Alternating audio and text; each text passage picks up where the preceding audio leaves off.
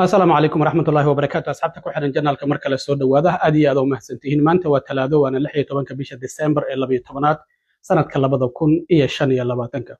هالجلادة إذا ماذا آيس تضبط كيس الدحادة كوضان مقالوين كم تانها هي سان باولي مينيابوليس وحي سامين كويا لنا يان بلشة قيبه هذا كلا دوان هذا هو حجرتي لأن يرضى صومالي ذا وده وبركة أما اللفتجة وكشقية ربوركا سان باولي مينيابوليس كده حيا ayaa waxa jirtay in meesha ay ku sugaan marka rararku ay u soo dhacayaan oo baakinka ay ciidamada ICE ay tageen isla markaana ay bilaabeen dad inay ka soo qabqabtaan waxaana sidoo kale dhalinyarada muslimiinta ah ee wada Uberka iyo laftigu sidoo kale ay ka cabanayaan in aysan lahayn meel ay ku weysa qaataan amaba ay ku tukadaan waliba xilliyada qabowga oo hadda lagu jiro haba ugu sii darnaatee marka shalay ayaa waxa jirtay guddiga maamula airportka oo magaciisa MAC loo soo gaabiyo oo la yiraahdo Metropolitan Airport Commission waxay yeesheen kulankoodii ugu dambeeyay ee sanadlaha ahaa waxaana lagu casuumay bulshada qeybaheeda kala duwan waxaana kamid ahaa dadkii ka hadlay dhalinyaro Soomaali ah oo iyagu cabashadooda guddiga airportka labada magaalo ee mataanaha ee St Paul iyo Minneapolis ka dhaxeeyaba maamulo waxaana sidoo kale jirtay in laga hadlay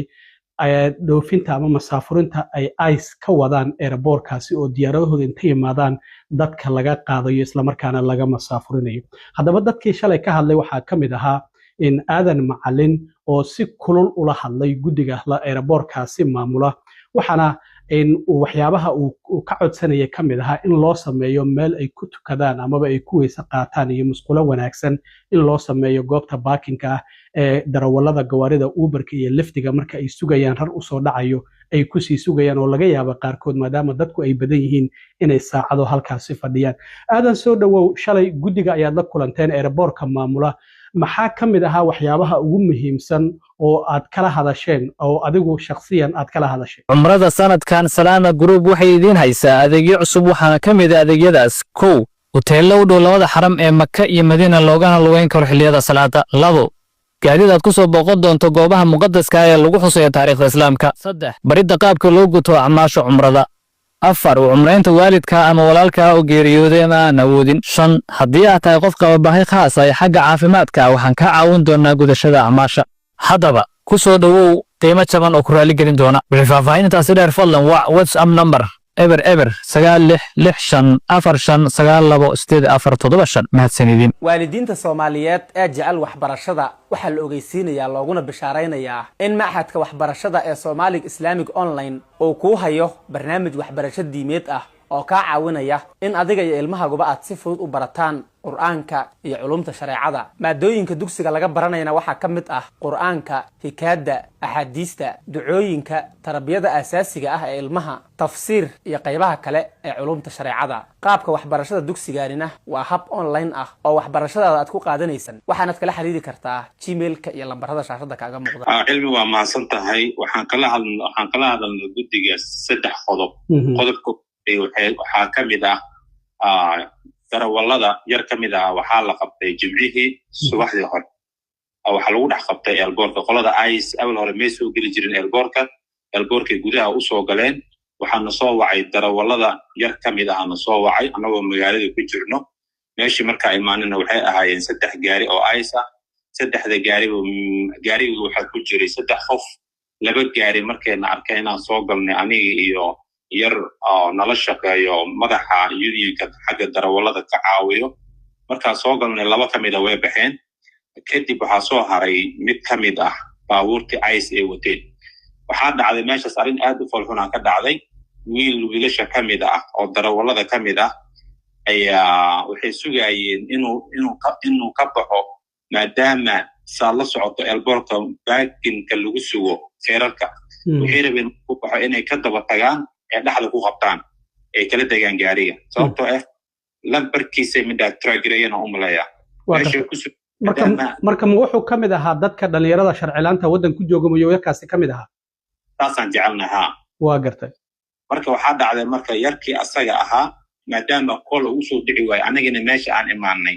oo qoladii ICE ku mudaaradeysana meesha ay imaadeen maadaama uu wacay yarkii darawalada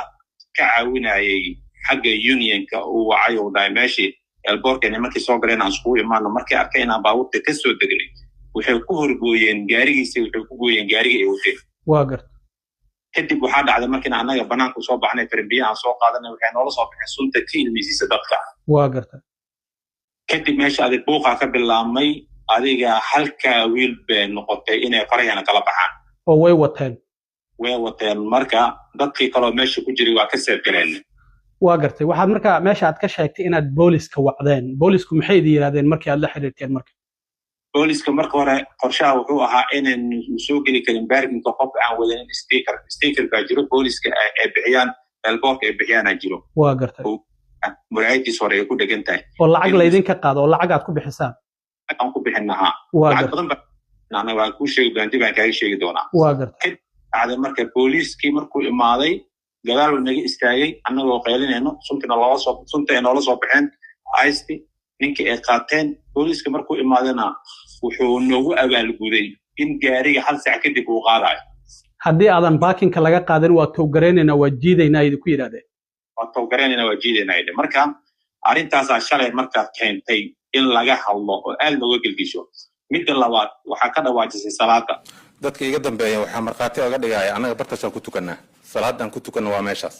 qabowgaas uu jiro -5na uu yahay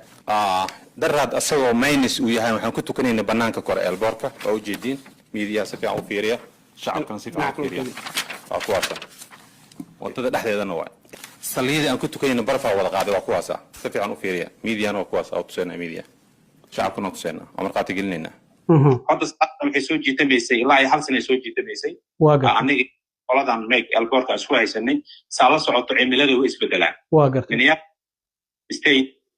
xilliga kuleelahana aad bay u daran tahay cimilada xilliga warkeeda iska daa hadda maantaas waxaa jiray -5 iyadoo ay tahay waxaa lagu tukanayay Post Road terminal wadada aadaysa lagu tukanayay inaad miidiyaha ka aragtay in kala ma garanayo waa gartay sawirada waad haysaa waad soo diri doontaa kolley waan ku soo diri doonaa waa haynaa marka waxaa dhacday marka arrintii marka waxaa naga caawiyey qoladan la dhaho SIU Local 26 marka hadda baasha si u soo socotay winterkii baan ugu soo galay waa gartay marka wiilka lagu qaaday iyo tan hadda airportka ka taagan oo xagga salaada ah meesha fanayni waxaa dhacday marka baraqa qariyay meel yar waxaa jirto oo laba qof xataa ay ku tukan kareen oo ku soo diri doona waa arki doontaa dadku waxay fanayaan musqulo meesha ma jiraan waxaa jiro constructionka caagadaha in arag garanay noocaas ayaa loo 8 xaba ah waa gartay marka ayana waxaad garan kartaa biyihii ka soo baxay meesha salaadaadana ansax ma noqonayso markiina micnaheedu uu ka halaabay kuma tukanaysid marka arrintaas aan shalay aan ka hadalnayo aad waxaan uga doodnay arrintaas iyada waa gartay marka guddigii waad la hadasheen inkastoo 2 qodob aad ii sheegtay 3 qodob aan kala hadalnay qodob kale waad ii sheegi doontaa in guddigii waad hor fariisateen dhammaanba waa ay dhammaayeen cabashadiinniina waad u gudbiseen sida aad sheegtayna markii ugu horreysay ma ahan maxaad jawaabah waad kala kulanteen marka horta shalay way nala hadleen aad bay noo dhegaysteen cabashadani awal hore namay dhegaysan jirin oo sidii shalay ay noola hadleen sidii ay noola hadli jireen si ka bedelan ay shalay noola hadleen marka cabashadiina wax badan baan ka qabanaynaa ay dhaheen arrinta iyada ama waxaan negotiation noola socdaa annaga iyo unionka SIU Local 26 waa gartay shaqeynayna ay dhaheen sida wax badan u bedeli lahayn midda saddexaadna waxay tahay sida la socoto airportkan annaga waxaan bixinaa sanadkii waxaan bixinaa $5 million waa gartay oo canshuur aan bixinaa sababta feerka qofkii markuu qaaday markuu dhigaba lacag baa waxa laga qaadaa lacag marka commission baa laga qaadaa stickerkana lacagtiisu waa imisa stickerka idinku dhegan airportka halkii shirkadba waxaa laga qaadaa $25 waa 50 a year qofka markii airportka qof uu ka qaado waa $375 qofka markuu dhigana $375 adi lacagta marka la isku geeyo pick up and drop off lacagta waxaa laga qaadaa $5 million ee noqotay a year waase iyaga ay sheegeen wax anaga aan hubno maaha laakiin inay ka badan tahay anaga aaminsannahay waa gartay marka waxaa jirta marka lacagtaas anaga airportka inay iyaga noo sameeyaan masaajidka iyo meel aan ku weysa qaadana iyo cafeteria iyaga kuma lihiin waxaan ku leenahay Uber iyo Lyft breakdown ku leenahay marka iyagii baa ku dadban marka Uber iyo Lyft hadda annaga wax ka dhacsan lahayn marka waxay noqotay marka airportka annaga dhowr jeer horta sideeda airportka haddaanan lala dagaalamin Uber iyo Lyft lama dagaalamin karo marka waxay noqotay pressureka inaan airportka saarno adiga 3 months ago when ala fariistan airport waxay dhahan xaq baa u leedihiin waa runtiin waxaan rabnaa inaan ila soo fariisano Uber iyo Lyft nama soo fariisani marka insha Allah ta'ala rajo fiican aan leenahay anagii Uber iyo Lyft inaan soo fariisano arinta ICE maxay idinka yiraahdeen marka oo parking lot ka meesha aad ku sugtaan rarka imaanaya horta sideedaba ICE iyaga meesha kama celin karaan meesha waa federal building kama laakiin waxay dhahan negotiation ka sameynayna arintan iyada ah sida la socoto dad badan waxaa jira sharciyo leh oo hadda xataa aan shaqeyn shaqada ay ka baqeen sababta ICE waxay sameynaysaa harassment handada iyo waxaan loo joogin qofkii marka aan la socoto dadkeena luqadda 100% kuma fiicno wuxuu ka baqayaa marka problem iyo dhibaato inuu meesha ku galo asli alligeeda marka shalay dooda aad u kulleed keentay in laga hadlo meesha iyada ah waa gartay marka sida la socoto Soomaali waxay tiraahdaa ama buur ah ama buur ku tiirsano qorsheena annaga hadda waxa faraha la soo galay oo ku jiro SIU local 26 unionka aan ka soo min guurinay inaan musqulaha aan xaq u leenahay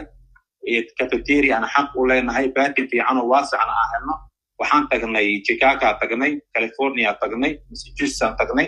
inta way leeyihiin musqulo iyo wax walba ee aan kugu daray aadanu aniga hadda magaaladan aan joogo Indianapolis sidoo kale mudday socotay arintaasi markii dambe meel lagu weysa qaato iyo meel lagu tukadaba waa ay sameeyeen oo dhismo ah oo qabowga iyo kuleelkaba laga gali karo lagu dukan karana waa ay sameeyeen si fiican warunta waxa laga yaabaa hadda darawalada waxay organize gareynayaan ani hadda darawala ahay organize aanu ahay unionka waxaan taska saareynaa sidii aan ku geli lahayn union hadda koor waa la socotaa state kan wixii ka dhacay waxa la dagaa corporate kan weyn oo Uber iyo Lyft si fiican arintii mushaar kordhinta lacagta in la kordhiyo ahayd absolutely marka la dagaalanay waxaa dhacday annaga meesha goobjoog kamaana ahayn marka iyada ah xildhibaano ayaa noo doodayay waxaan nugula qatalay qalinkan nugula qatalay maadaama anaga joogin waxay noqotay marka ragga saaxiibada ah aan ka mid ahaa aad baan ugu hambalyeynaya heerkii ay soo gaarsiiyeen darawalada maanta shaqo waa la soo qabtay hadda waxay noqotay in aan unionka annaga aan ka raadsano sidii ay noo difaaci lahayn sababta shaqaalaha way u gooyeen iyaga horta ali aragtay wadanka laan lama noolaan karo marka anagoo independent contract ah hatta waxa aan haysana ka badan aan heli karno horta anaga aan ka helayna darawalada taas horta waa in la fahansiiyaa si fiican waxaan u baahanay marka hadda California oo kale waa 820,000 drivers oo waxay ku biireen unionka sanadka Boston Massachusetts anaga waa kala soo shaqeynay waa 5,000 weyn oo boqolkiiba 10 hadda u dhiman adinka darawaladiina maxaa dantiin marka St. Paul iyo Minneapolis marka la isku daro ama Minnesota aan u dhaxeynaa 15,000 to 20,000 inta u dhaxayso waa garto 15,000 ilaa 20,000 oo darawal intaas aan u dhaxeynaa hadda anaga ha marka unionka wax badan laga heli karaa adigoo independent contract ah hadda sida la socoto darawalka 24/7 hours wuxuu saaran yahay gaariga ma haysto sick bay wax la dhaho arinta dib haddaan ugu laabto ciidamada ICE markii ay parking lot ka imaadeen qofka ma intay u imaadaan ay leeyihiin sharcigaada na tus mase dad gaar ahay bartilmaameedsanayeen oo ay soo aadeen kulligood cid walba way leeyihiin horta qofka bini'aadamka ah darawalada cabsida waxaa keenaysa waxay tahay nimankan wejiga u xira u soo socda wuu ku soo aadayaa qofku yahayna ma garanaysa marka ma dad gaar ahay bartilmaameedsanayeen mise qof kastay sharcigiisa weydiinayeen maadaama madaxweynaha uu dhahay Soomaalida hadda Soomaalida kaliya target ah state kan hadda aan ku jirno ama anaga aan joogno waa Soomaali waa gartay waa dhibaatada taagan waa taas markay parking ka imaadeen ma Soomaali oo kaliya ay bartilmaameedsanayeen mise dadka parking ka jooga ama cadaan ama madow ama latino le qof kasto sharcigaadana tus ay dhahayeen mise dad gaar ah oo ay tracking ku sameynayeen ay bartilmaameedsanayeen Soomaalida kaliya bartilmaameedkooda iyaga yarkay wadeen inta su'aaleen Soomaaliya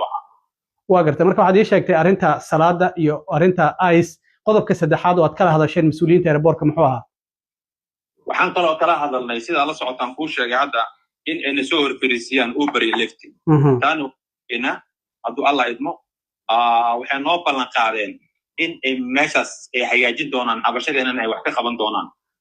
waxaa la xiriireysaan ee kala soconaysaan unionka SIU local 26 واتهي آدم معلن آدي هذا ما سنتهي إن ورئيسيgaas aad nasiisay oo ku aadanaa kulankii aad shalay la yeelateen mas'uuliyiinta airportka in St Paul iyo Minneapolis oo cabashadiina aad u gudbiseen waan kaaga mahad celinaya wareysiga ayaa adiga mudan. Assalamu alaykum.